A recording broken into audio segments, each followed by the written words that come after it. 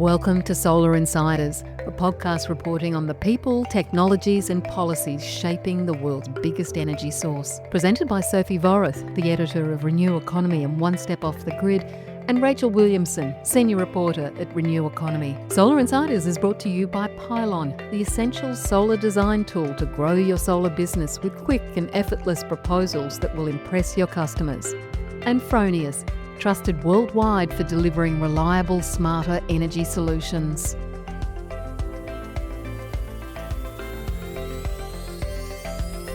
Hello and welcome to Solar Insiders. My name is Sophie Vorath. I am the editor of Renew Economy. And joining me today is Rachel Williamson, our lead reporter at Renew Economy and sometimes the Driven. How are you, Rach? I'm very well. How are you, Soph? Welcome back. Thank you. I know. It feels like I've been, the prodigal editor returns. I've had quite the long summer break, which was pretty good. You were like, this is the sort of summer break that CEOs and bankers have. Yeah, So you are living the dream. I am. And I haven't had such a summer break for, I can't remember how long. So it was in equal parts great and also odd. But and I did bizarre things like rearranged my tea towel drawer and reorganized my pantry, which is great. Really recommend it for the spiritual. Like, this is what people spend a lot of time wishing they could do, and they can't. They don't have time to do it. So I applaud. I do not. So I, done, ticked it off the list. But let's turn our brains to matters of solar and battery storage and consumer energy. Because yes, it has been a while. I know that Giles and you did a top and tail for the interview that I did with Kaluza CEO, which was a really interesting interview. And this week I am speaking once again, I think for the third time now, to the Smart Energy Council's Darren Johannesen about the long march to a national solar stewardship scheme. So this is this very thorny problem of how to manage the flip side of Australia's very, very successful rooftop solar market and large scale too, let's not forget. But the more pressing issue is that we now are having quite a lot of panels coming off rooftops, some of them very young, and we need to work out what to do with them that A, doesn't add them to our already horrendous waste problem, and B, recovers a lot of the precious metals and other materials, the glass that are held in these panels, and let's say C, potentially reuses these panels as well. So it's a really interesting catch up with Darren just to see where we're at, because while I was rolling tea towels and Marie Kondoing my head off, a national pilot scheme was announced. And we're also having a review because God knows we don't have enough of those into it. And look, it's all, I sort of thought to myself, goodness, how frustrating. We still, we just want the mandatory scheme to come in. But it's baby steps, and Darren is very optimistic about those baby steps. So that's really good to hear. And best get it right. Yes, now. yeah, get it right now, because I think the thing that has beleaguered our waste industry for so long, and we saw it with the soft plastic scheme, is that if you go off half cocked, it's gonna fail. And there's a lot of parts to the chain that are very costly that people don't sort of foresee. And in solar, the biggest hurdle, as Darren says, is the logistics, is the transporting of the panels and the storing of them. So, and then making sure that there's a constant stream, and that they can't get damaged in transit, even if we're talking materials recovery. It's really important that they don't get damaged, apparently. So yeah, It's utterly bizarre when you think that they're going to be mashed up Well, and melted down anyway that they can't get recovered. the thing is, though, the ones that are mashed up, they're the ones that are going into the bitumen on the roads, and that's about the best we can hope for them. And that's really not. That's probably It's not the best use no, of all of those materials it's not. that are inside. So while some parts will inevitably be mashed up, we do need to do careful extraction of other parts. Yes, so all of that has to be worked out, and that is what I'm discussing with Darren. So what we might do is just launch straight into that and have a listen to where we're at. The very, very patient and wonderful Darren Johannesen, who's literally been working on this for 10 years. So yeah, amazing, his amazing team, and he has some great things to say about some of our bureaucrats, which is nice to hear every now and then. Alrighty, so let's hear from Darren Johannesen from the Smart Energy Council. Darren Johannesen, welcome back to Solar Insiders. Hi, Sophie. How are you? I'm very well. It's lovely to see your face again. And you too. Happy New Year. Happy New Year. It's 2026, for God's sake. I'm still getting used to saying that, and my kids have caught me out, I think, twice already, much to their joy. But it's been a decent start to the year on a number of fronts, and I had a nice cushy little break while I was reorganizing my tea towel drawer. You were busy helping to usher through the news that we have finally got a federal solar recycling and reuse pilot in the works, which is amazing news and something that you've been working for years on. And we've had, this is now our third podcast about this issue, which is, since we've been talking about it, been of critical urgency to, get moving, to establish, to make sure it can be a profitable, sustainable industry, and to close the circle on our amazing rooftop solar story. And just this week, we've also had the announcement that we've got a parliamentary inquiry Yes. into the same subject, which will be chaired by, I know I've lost the name, a member from for Haddon, the federal member for Haddon in northwest Tasmania, and all of the things that first of all, it's setting its terms of reference, and then it'll sort of go into the weeds of what we need to make this work, what we've got going for us already, what we haven't, and what needs to happen. Now, some who have had their shoulders to the grindstone for many years, I'm looking at you, Darren, might be a little bit like, oh my God, it's happening, but it's still slow. The pilot's going to be a 3-year affair. The inquiry has not really got an end date on it. But you tell me you are feeling incredibly buoyed and happy and optimistic. And so I'd love to hear from you. What are we doing right? And where are we at and what needs to happen? Sophie, it's third time lucky, right? Positive conversation today, right. and I'm very excited. Yes, we have had an announcement just before. I guess it's 4 weeks ago now. That there will be a national solar panel recovery pilot, $24.7 million budget over 3 years, which is very exciting. Yeah. But I think probably to me, it's worth going through a little bit of history to start with, to sort of frame up why this is exciting and what the elements are. I think, firstly, you probably remember that, the Smart Energy Council has been working on this for a long time. I think Steve Bloom said to me that it's 15 years. Personally, I've been working on it for 10.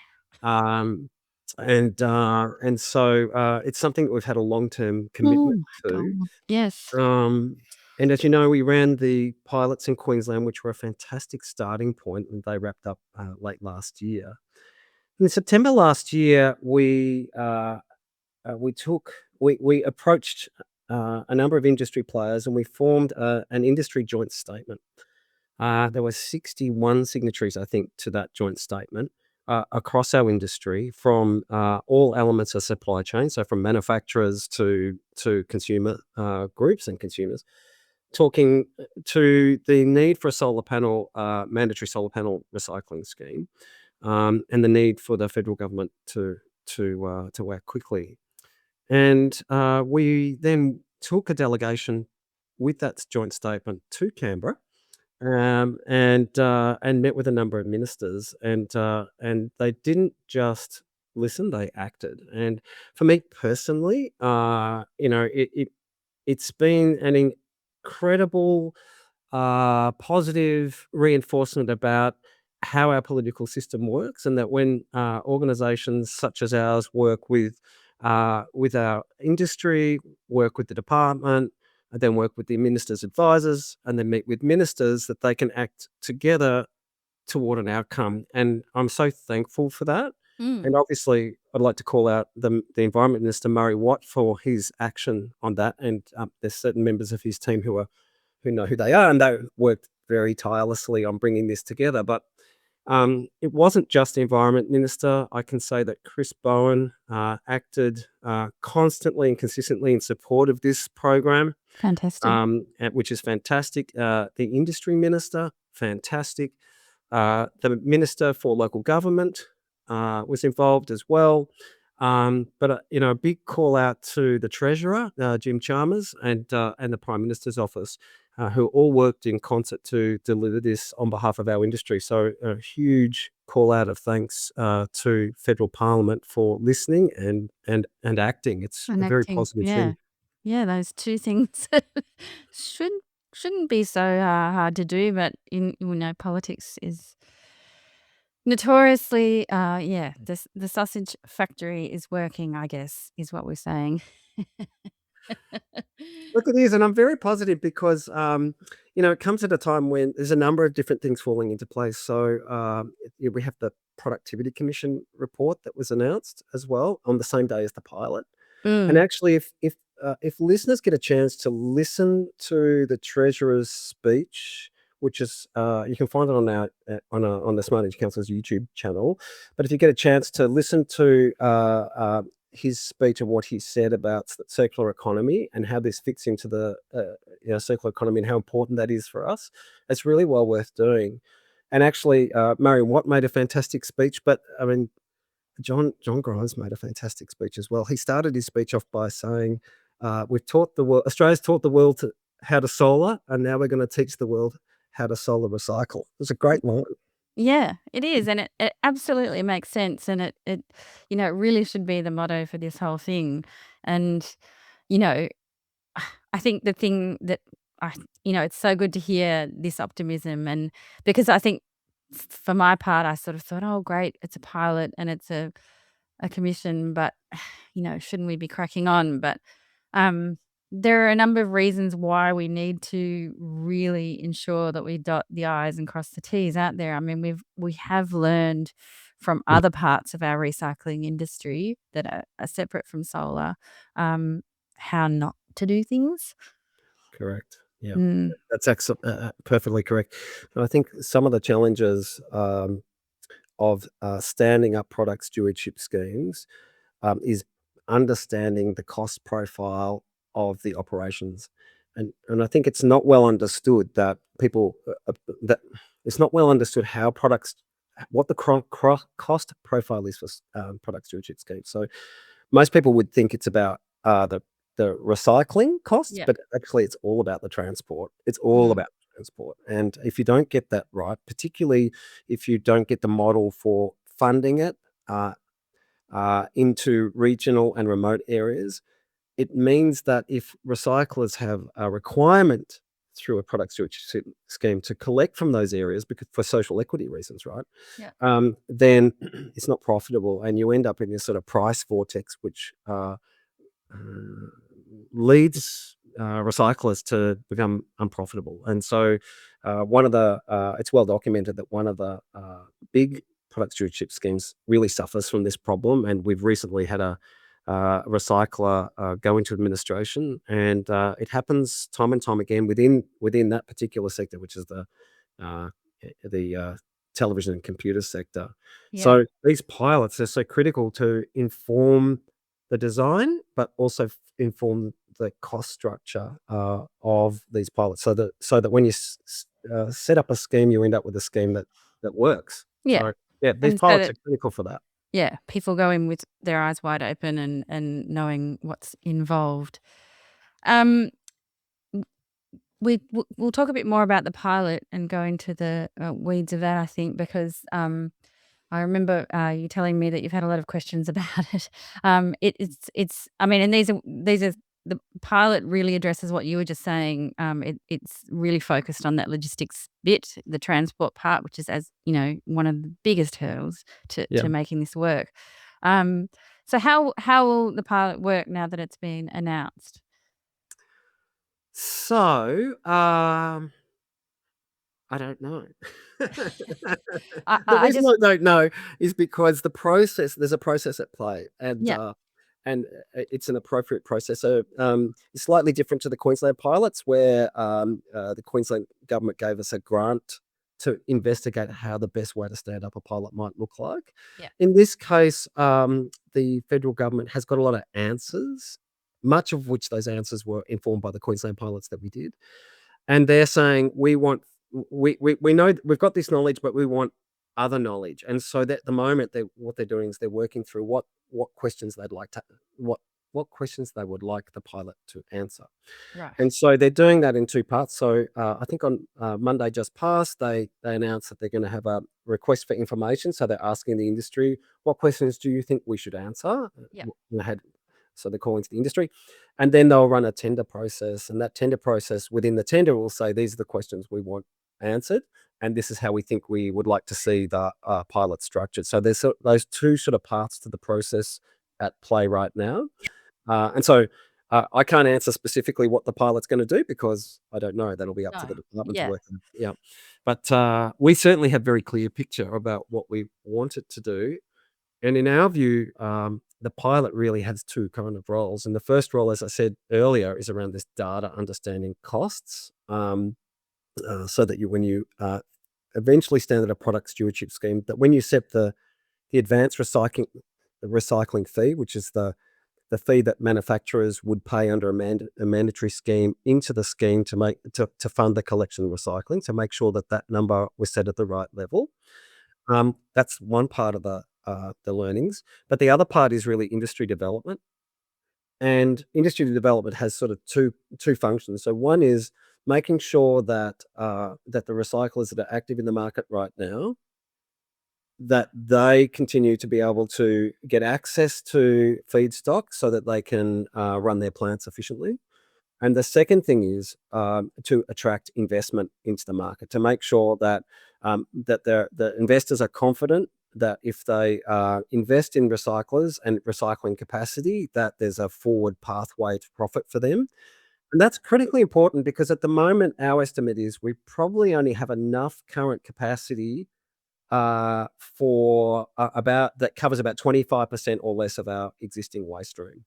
So yeah okay. yeah, so we don't actually have the capacity to do the 4 million modules that are being decommissioned at the moment. And so Right what we need is investors to fund growth in the recyclers, so that they can get to 4 million units capacity. But of course, as the waste stream grows, which is going to continue to grow over the next 20 years quite substantially, that investors have the confidence that they will get payback on those investments. So it's got two critical things. So when the product stewardship scheme starts, assuming that there is one in 3 years' time, that we have enough capacity to cope with the supply.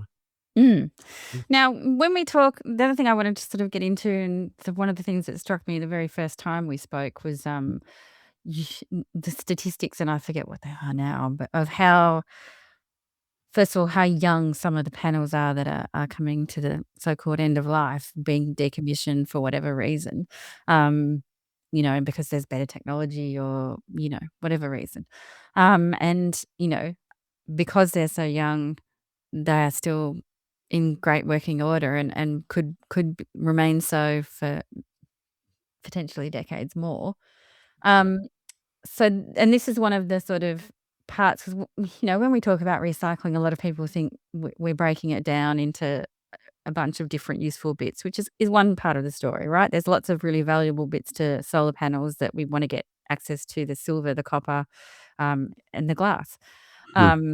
But the other side of the story is the reuse one. And I'd love you to talk a bit more about that and how much potential there might be, because it's this has been another reason why the urgency at the moment, because we did have a reuse market in Australia, but that's kind of crumbled, hasn't it?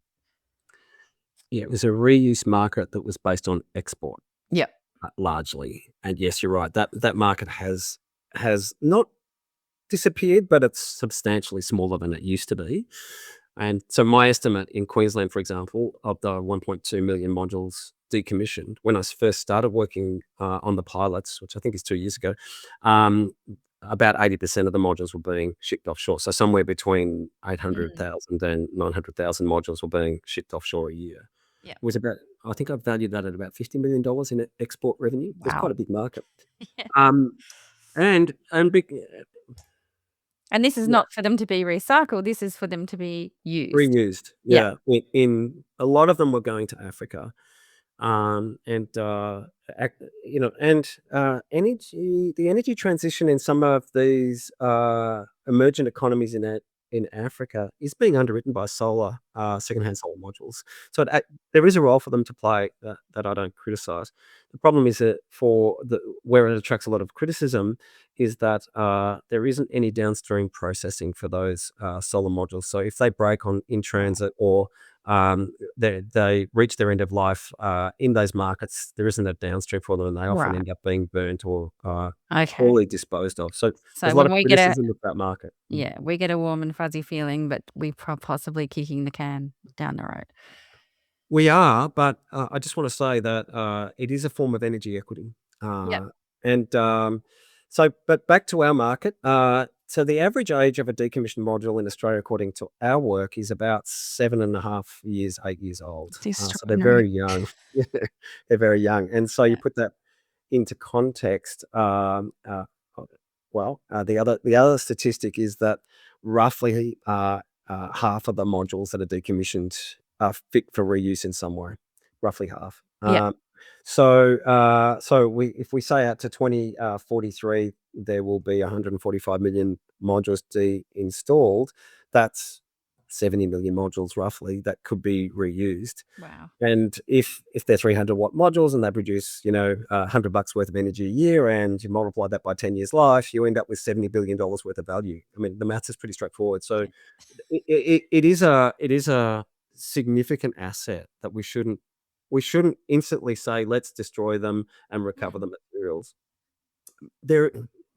So we've done a lot of work in that space, and we've worked with the CSIRO and a great company called Second Life Solar, and there are others, to understand how best to test these modules so that we can make sure that they're safe for reuse in certain applications. And to me, that's the opportunity still that we need to chase down, is exactly how to make the testing process economic so that we can Right. then reutilize them.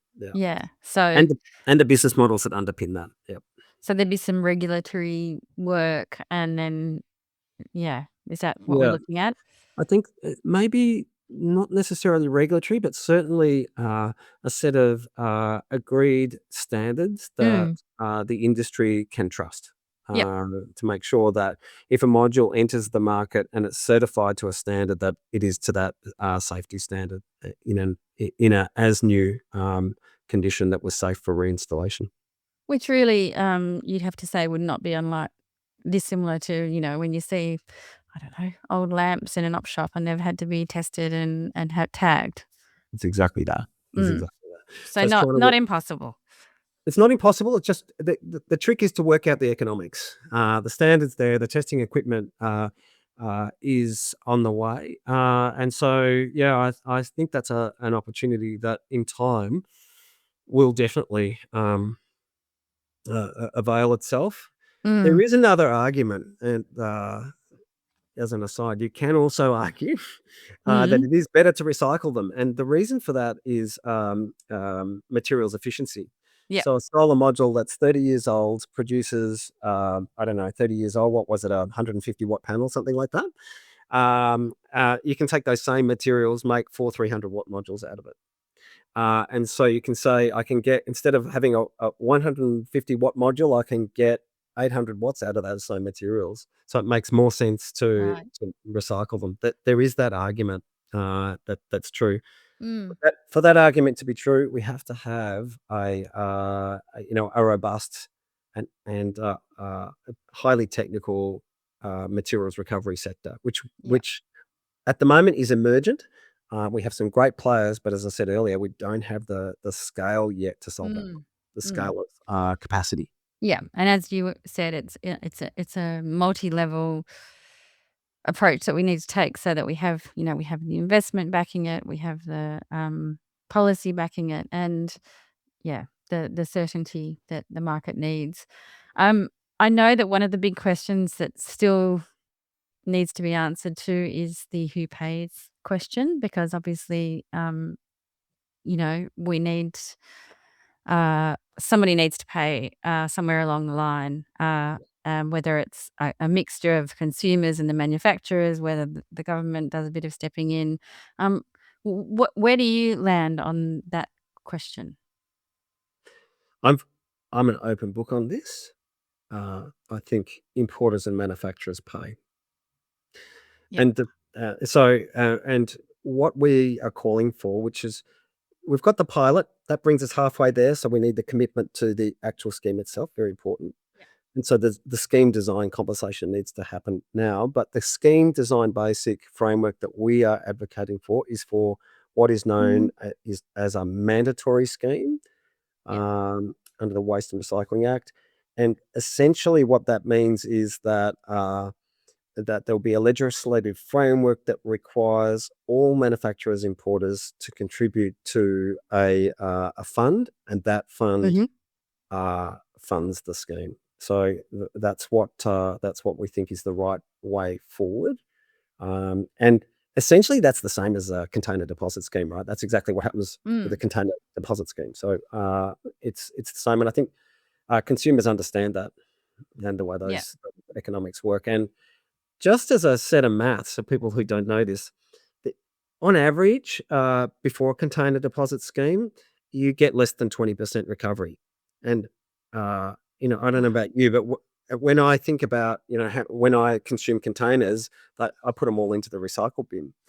But actually, the impact is that the number goes from 17% up to 70 or 80%. That's Wow. the impact rapidly that the container deposit scheme has. So in product stewardship, it's not true to say that that you don't have any recycling without a product stewardship scheme. It's just that a product stewardship scheme takes the collection rate up from a much lower level. So in the case of CDSs, is around, as I said, 20% to 80%, and that's the sort of thing that will happen in solar PV. Yep.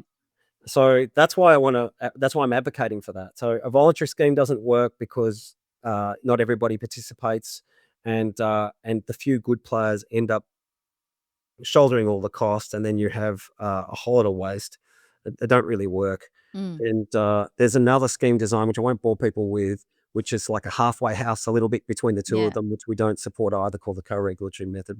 Our view is that a mandatory scheme is the way to go. And I will say that without putting words into any other peak bodies' mouths, by and large, when I talk to peak bodies in the materials recovery space, in the recycling space, they're advocating for the same thing, not Yeah. just for our sector, but for basically, all major material streams. And what will that mean for the end consumer? Like, as far as the cost of solar panels goes, and in future also batteries. I guess,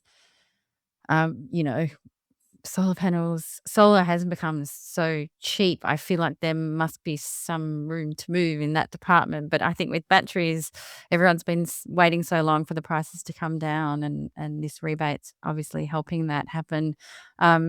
How much does a mandatory scheme affect the prices at the consumer end? Uh, so that's really the purpose of the national poll, to understand the actual Right. cost, right? But our estimates is it sits somewhere between $10 and $15 per unit. Would be the incremental cost Yeah.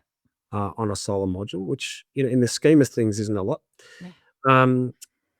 But what's important to focus on is not that number, but what consumers are paying now and comparing the two. Yeah. So it's not uncommon for a gate fee for a recycler to charge $10 plus the transport cost. The transport cost can be somewhere between 20 and if you're in remote, $80 per unit to get to a Whoa. recycler. Jeez. That's really at the upper end, but Yeah. it's expensive is my point. Mm. So instead of paying, even if you say draw the line at $30 per unit, you're paying $15 a unit. So it ends up for consumers who are always at some stage going to be confronted with the costs of decommissioning the modules that they're put in place. It always makes it cheaper.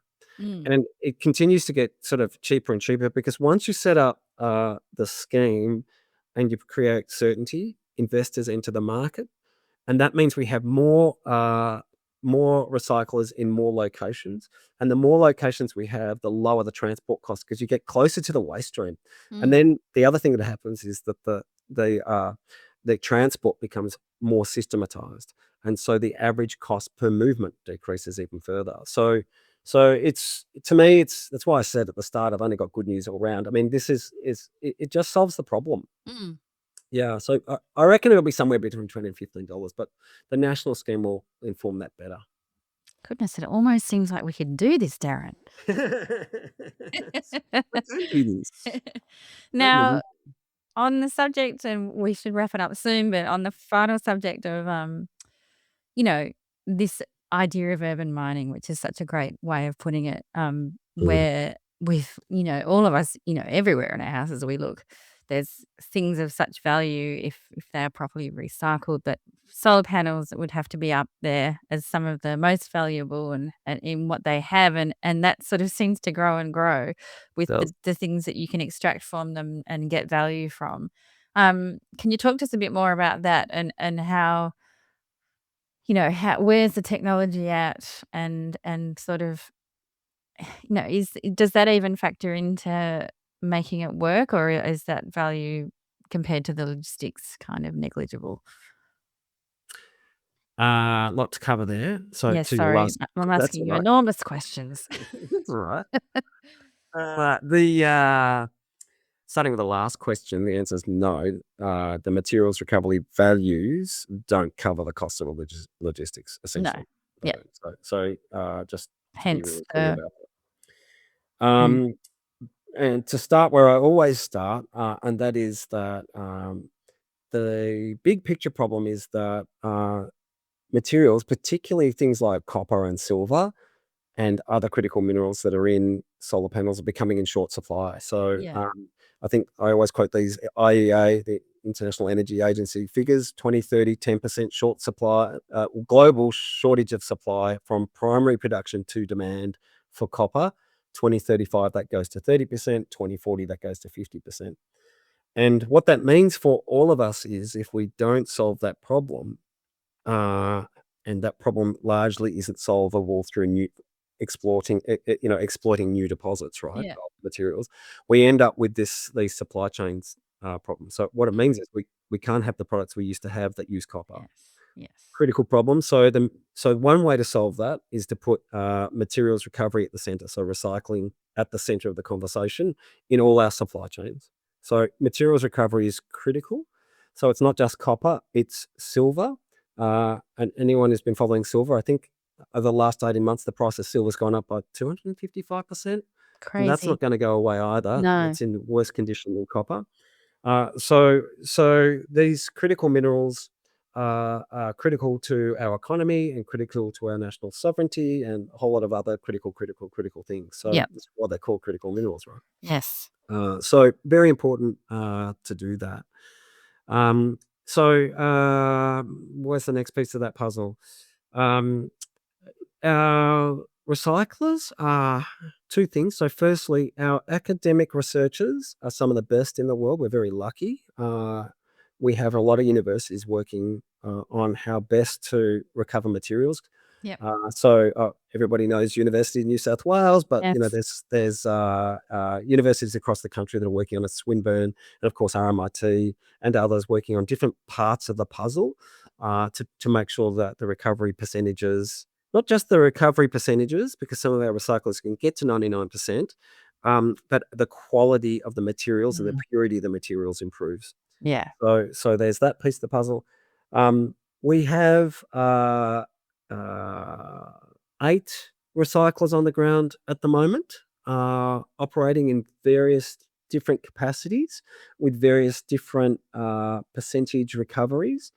And the interest in the sector since the announcement of the pilot has skyrocketed. It's fantastic news. It is fantastic news. At the upper end, it's at 99% recovery. At the lower end, they're in the 80%, maybe 75%. So there's a bit of a range there. The highest level recovery is a guy that's using his own tech that he's developing himself.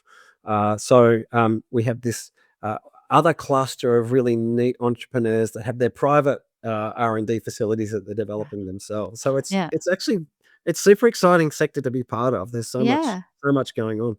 Yeah, so all this ingenuity that it's going to be very important. It is. Yeah. Yeah. And yes, and then we've got the glass as well. That's a bit complicated too, isn't it? Because Glass is super interesting, and actually, glass has done a bit of a backflip recently, and this has been led a little bit from Australia. So normally, when solar panel recyclers talk about glass, it's like it's their worst product because they can't get rid of it, and the reason that they can't get rid of it, can't go into normal recycling streams, is because it includes, not all of it, but most of it includes a metal called antimony. Right. And the problem with antimony, it's a heavy metal, is it causes problems if you put that material into the normal glass processing facilities. So they won't. So someone like Visi won't take solar glass into Doesn't play nicely with the other. No, it doesn't. And so you end up downcycling it into road base or sand, or and it's this beautiful clean glass. People love it. Because it's so clean, but it's got this material in it.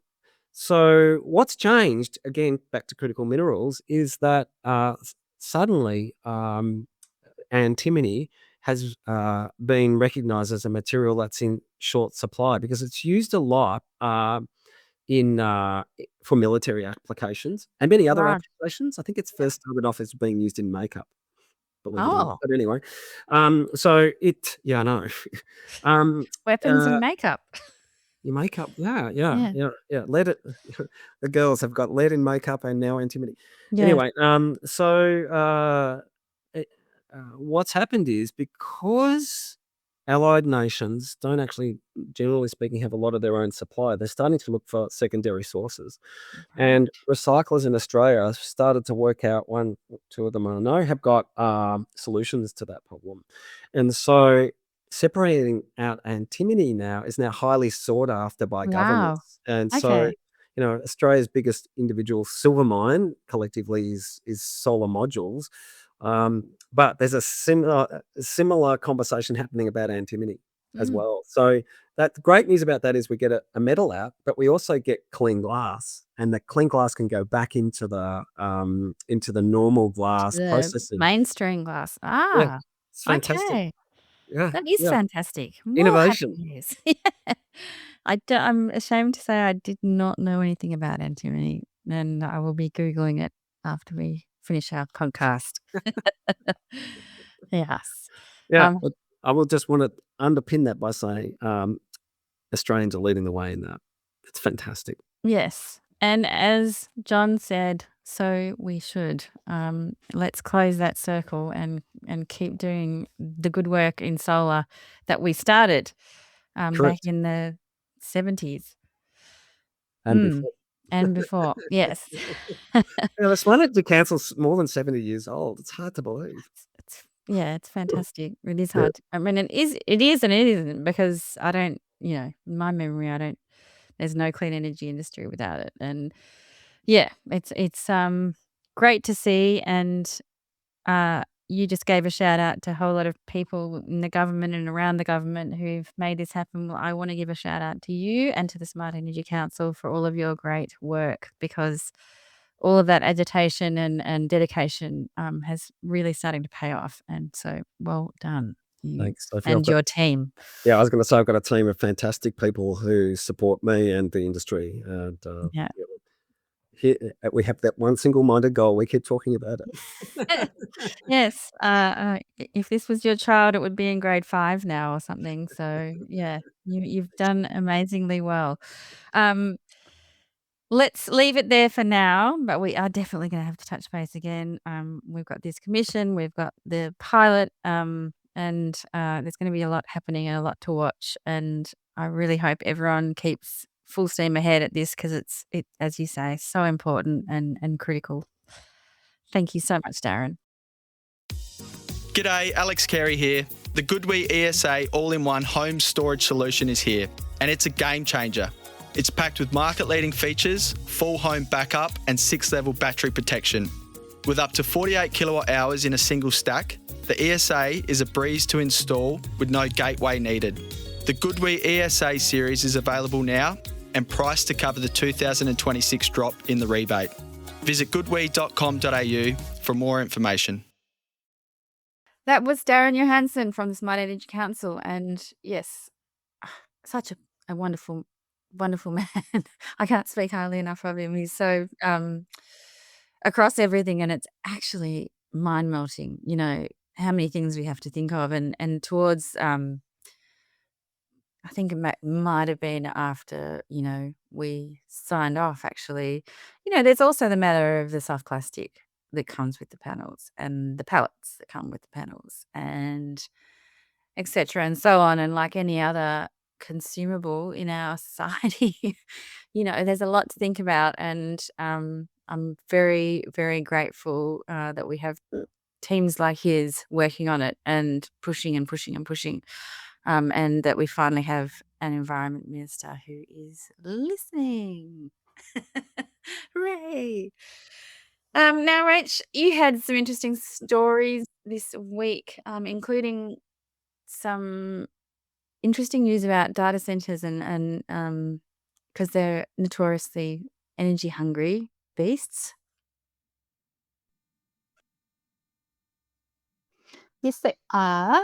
And it seems that regulators overseas don't really want to sell their countries anymore on the idea of cheap power, particularly for these Right. entities that, have no flexibility, because Yeah. they have to pay through the nose if they have any downtime. So they say, no, we need all of the power all of the time. And so regulators overseas are starting to say, well, if you need 24/7 power and you can't give anything back, we Sounds need fair. you to pay a high price for hooking into the grid. It does sound fair, doesn't it? And it does mean that countries are starting to say, look, we don't need to be competitive on power and grid access for you to come here, because some of these other things, like how we manage our grid, how we manage our water sources, are more important to us than the economic benefit of having these enormous data centers establish themselves. And it's interesting for Australia, because New South Wales is very much looking at this right now, and they're saying, we are very concerned about this situation, and they are looking very hard at both the cost of hooking into the grid, Yeah, because they're and quite cost of water intensive water. too, And the aren't federal they? government is looking at this too, but very water intensive, because they need a lot of water to cool. The Like cheap way of your cooling a data nuclear center is plants. with water, cold water. Mm. The expensive way, the expensive way is much more expensive, but that's what New South Wales and the federal Yeah. government are considering, saying, well, you have to do that instead. Victoria, on the other hand, has said, no rules, come here, we'll give you all the power, all the freedom to do whatever you want. And the Planning Minister said, we will sort the Mm, problems out if they happen. I thought, nice. mm. All Right, right. working on the Okay. fly. Right. That's odd. Why? That's a Oh, very unusual. yeah. Yeah. Mm, Victoria is an economic okay. basket case. It needs the money. So I would say that there's a lot of please come here and create another industry and pay more taxes so we can pay down our enormous amounts of debt. Oh, That I you're would straying just outside my assume that this areas of is expertise here. the best way of doing that. Very. Yeah. Um, but yeah, well, I think paying more, and so for consumers, what does this mean? Like, I think what sort of the really interesting angle from your story was that it's also about the consumers because it's this thing, isn't it, that you've got the coalition constantly harping on about how Labor hasn't delivered its promised, I can't even remember the number, reduction in electricity bills. But this is a really interesting case in point where there are just so many pressure. There's pressure coming from all angles onto electricity prices and onto the wholesale prices, and demand is forecast to soar. And we have seen, I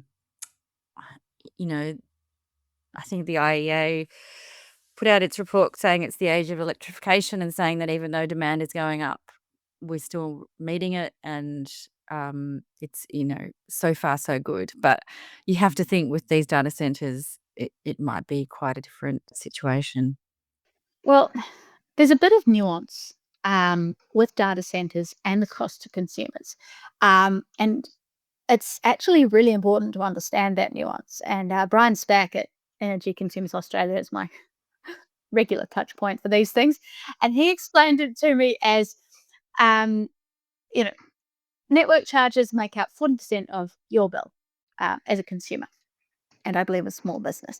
But what happens is networks say, okay, well, consumers and small businesses use this much of the grid. Larger users use commercial industry use this much, and others use this much. And the amount of cost for the grid sort of is generally allocated amongst those groups.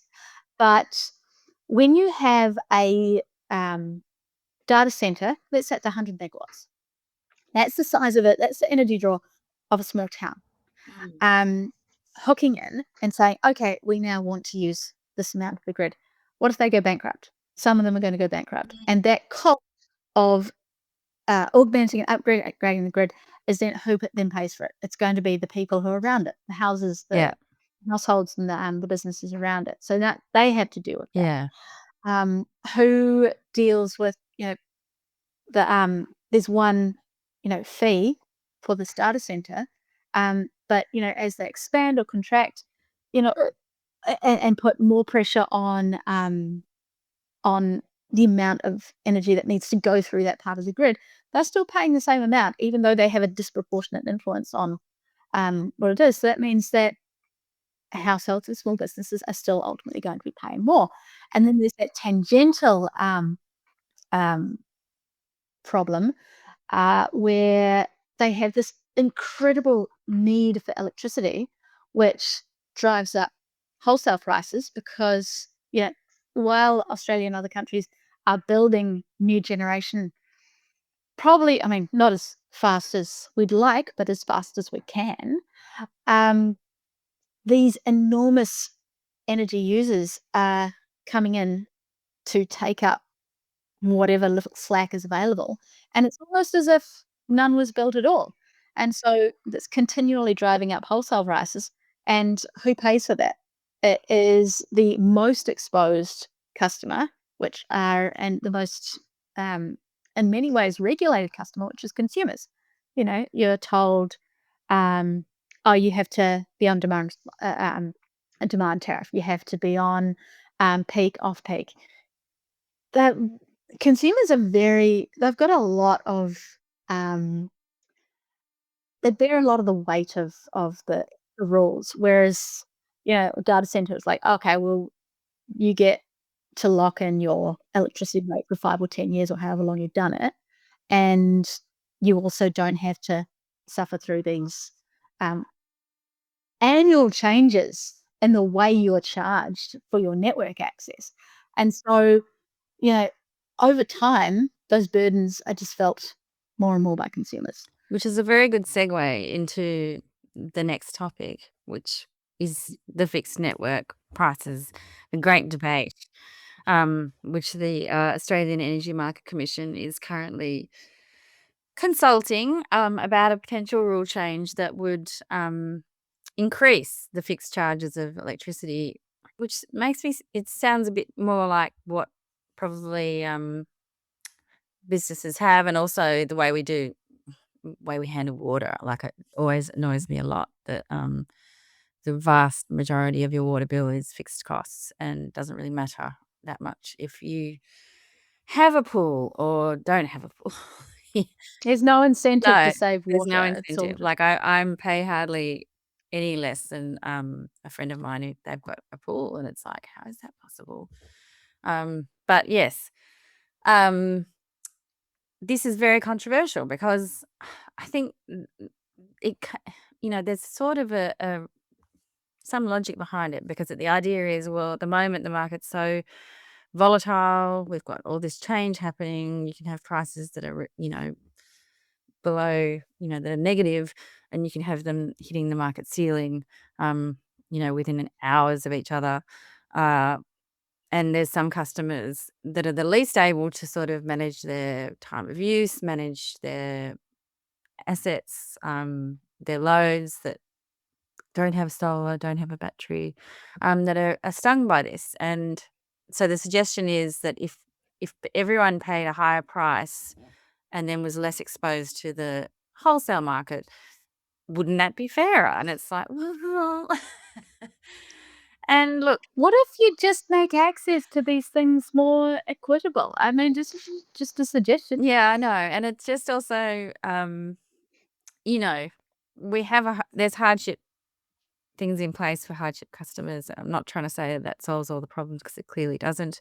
And there's things that we've got in motion. But yes, for the vast majority, it's really sending the diametrically opposite message that we've been trying to send all this time, is that, use less energy. The best thing you can do is be more energy efficient. The next best thing you can do is generate some of your own and store it, and then shift your power use, and be smart about it.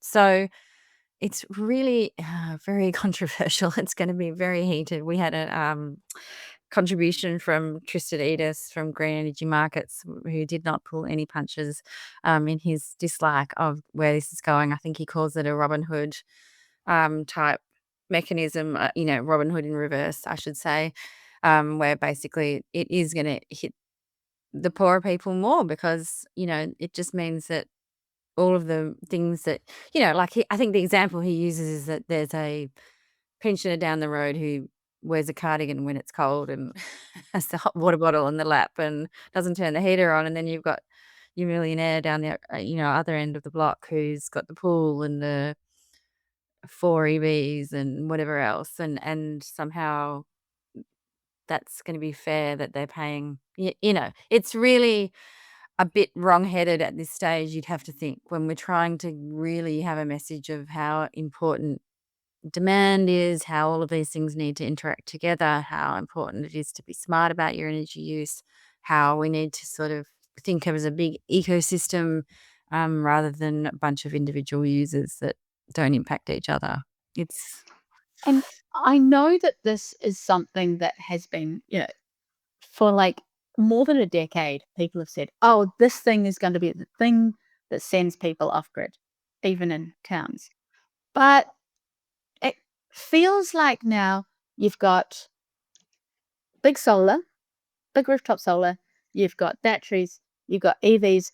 People actually have the capability now built into their homes, and if they've structured it right, to not use much of the grid anymore at all. And so you've There's kind of got plenty to of people wonder who already if, aren't, but they're still yeah, connected to the grid because that's yeah. been sort of the message, don't disconnect, but do be as self-sufficient as possible. And now these people are the ones that are kind of going to get punished because and I think Giles was saying to you on the last episode that he pays some extraordinary amount of fixed fees, $1,000. $2 a day. Yeah. Yeah.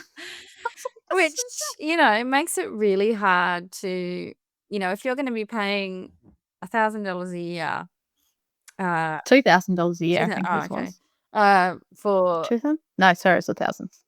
My math is not. I feel like you said 1,000, and I'm not. Yeah, I'm not Mm. going to do maths on the fly because it's not going to go well. But that makes it really sort of discouraging, and well, obviously we have to pay to be connected to the grid. It is a service. Grid has to be outkept. There's no way getting around that. But Is this the fairest way? it seems a bit like a gift to the networks. That's, I think that's what a lot of people are going to think. It's a bit of a gift to the networks and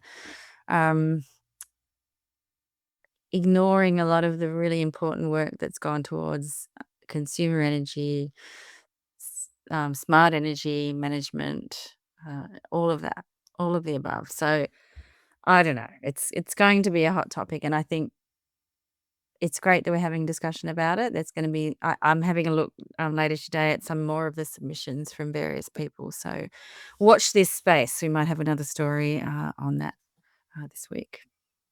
It'll also completely hamstring this possibility of darkening solar batteries, which are not possible here, but under current regulations and the way network fees are charged and so on, they could work. And I know there are some people out there who are sneaky doing it already. Yes. But they're saying this is the greatest thing ever. Yeah, I don't know why you wouldn't. Yeah, but if people are going to be charged like eye-watering amounts just to connect to the network and their electricity rate is nothing on top of that, then Yeah, why bother getting a couple of panels and slings in your balcony when exactly. I think it's very wrong-headed, and it's not black and white. I wouldn't say that at all. There's definitely some arguments, but I think we have to be a bit more clever about tariff structure than that. We can't. It seems like quite a blunt tool in this time of so much intelligence out there and so many amazing technologies. So yes, that's my 2 bobs worth on that one. And there'll be more 2 bobs coming your way. Lucky you. But yeah, I think that's about all we have to cover this week, Rach. It's about all my brain can handle in the first week's back of work. Very slowly grinding it back into gear. We've certainly come out of the blocks hard, I think, though. It's not going to be a quiet year for energy, of course. There's so many reviews, so many things happening. A lot. Well, so long as some of those reviews turn into actual things. Yes, that would be nice. That would be really nice. Yeah.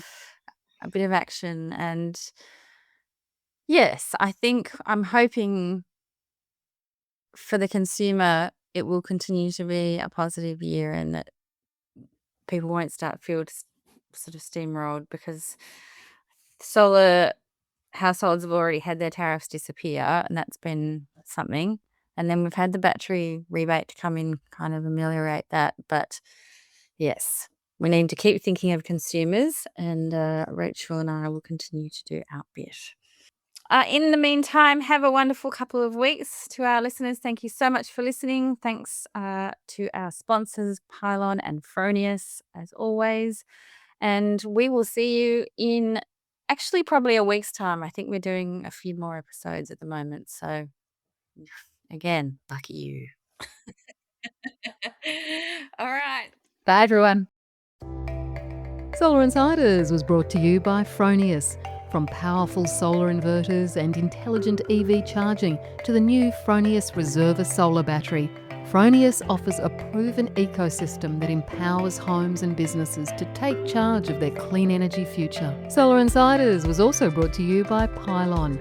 Pylon provides easy-to-use solar design software for solar installers and retailers, with pay-as-you-go pricing, no monthly costs and no lock-in contracts.